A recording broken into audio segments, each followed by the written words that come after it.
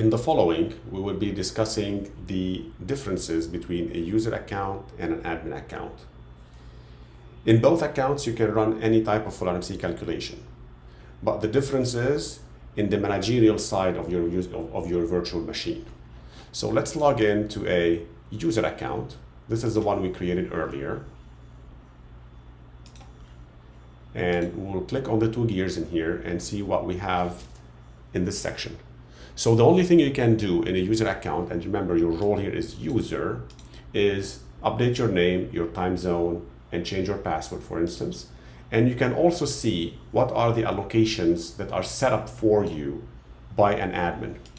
So you have your allocated shifts, for example, which means you can work technically any day, any hour. You have the maximum allowed number of tokens that you can use in your account. And a token, remember, is a CPU. So you can log in using as many CPUs as your machine allows it, because here your preference is -1, which means unlimited per machine. Or for example, an admin can say you as a user, you can use 2 cores at most for a calculation, or 1 core, one license token. Also, you can see the number of allowed fullrmc engines. So -1 means unlimited. Currently, you're using 0. You have also your allocated storage and how much you're using, and you can see how many the allowed login time that you have. So an admin can allow you, for example, to log in a maximum of 100 hours using this machine for a maximum of 100 hours. And you can also see your log files, and that's about it. You can also back up your machine, back up your engines, your code, your structures, and that's about it. Now let me change to another tab, and this is a admin account. I would log in here. Remember, an admin can, just like a user, run any calculation, do anything. But in an admin account, the preferences tab, the preferences menu here is completely different. So you can do anything that a user can do.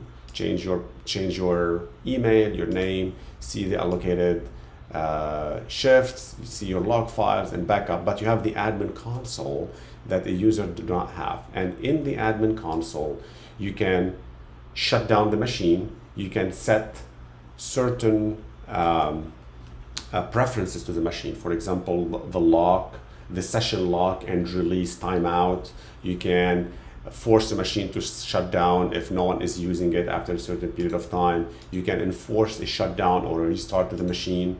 And you have also information about your license allocations. So for example, in this license, you have a maximum of 15 tokens, a storage of 100 gigabytes, and then you can distribute those to your users. So here on this machine, I have 2 users, and this is a demo machine. I have a tutorial and a fullrmc user. A tutorial, which is this account I'm using here to log in, and it's an admin account. And fullrmc at fullrmc.com is a user account. So as an admin, currently I am logged in as a tutorial at fullrmc.com. As an admin, I can change the role for any account. I can lock an account. I can activate it or disactivate it. I can even change the password. If someone forgets his password, I can come here and change it. Let's say I'll type this like that, and then I verify my own password here. And now I change the password for this user account. Technically, and the user can go back and change his own password. I can also see the status of every account. So for example, fullrmc is logged in. I see it, he's on. I see the number of running sessions. So fullrmc now is running 2 sessions. I can also check those 2 sessions. Anytime as an admin, I can check any session that someone is running. So for example, I can go in here, and that's a session ran by fullrmc at fullrmc.com, or I can be anywhere else.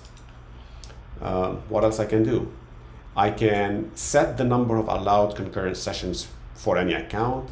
I can allow the number of tokens an account can run concurrently. I can also allow or set the number of maximum allowed online time for that account. For many reasons, I want to do that. For example, if I am running a tutorial for my students or for newcomers, I can say you can run the machine for 2 hours and that's it. I can do that. I can also allow a maximum number of engines. So an account can have as many engines as I need to. If the setting is -1, I can allow storage. So for example, this account has a maximum of 2 gigabytes of storage. That includes everything, the log files, the engines, and anything that comes with it. I can allow the shifts. For example, I would set up different shifts for different users. This guy here is allowed anywhere, but let's say on Wednesday, I don't want to allow this guy to work on Wednesdays. And on Monday, I want this guy to work from 1 p.m. to 2 p.m. or from 1 p.m. to 3 p.m. So 13, 14, 15. I can also delete an account if I want to. So an admin has all the rights. Then whenever I change here, I need to verify the password and do all of that. And also as an admin, I can log everyone out of the machine if I want to. So an admin account is a very powerful account. Whenever you own a machine, make sure that not everyone is an admin. You should be an admin yourself, or you should dedicate the admin role for someone else, but not everyone should be an admin. So let's take a final look here. This is how an admin tab looks like when you are in the 2 gears in here. And this is how a non-admin tab looks like.